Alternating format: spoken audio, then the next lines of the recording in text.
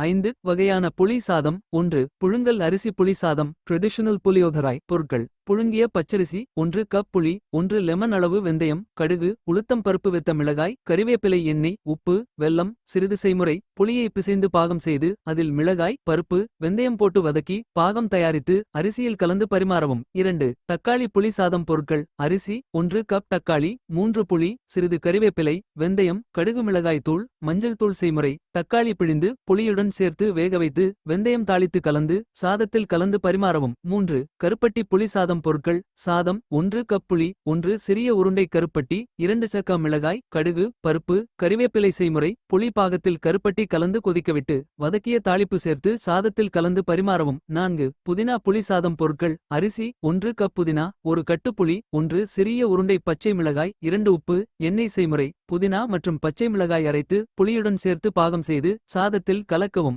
5 புளி கார சாதம் ஸ்பைசி டாமரண்ட் ரைஸ். பொருட்கள்: சாதம் 1 கப் புளி 1.5 சிறிய உருண்டை மிளகாய் தூள் 1.5 சக்க மிளகு தூள் 1 கீழ் 2 சக்க வெந்தயம் கடுகு உளுத்தம் பருப்பு. செய்முறை: புளி பாகத்தில் அதிக மிளகாய் மிளகு தூள் சேர்த்து கொதிக்க வைத்து சாதத்தில் கலந்து காரமாக பரிமாறவும்.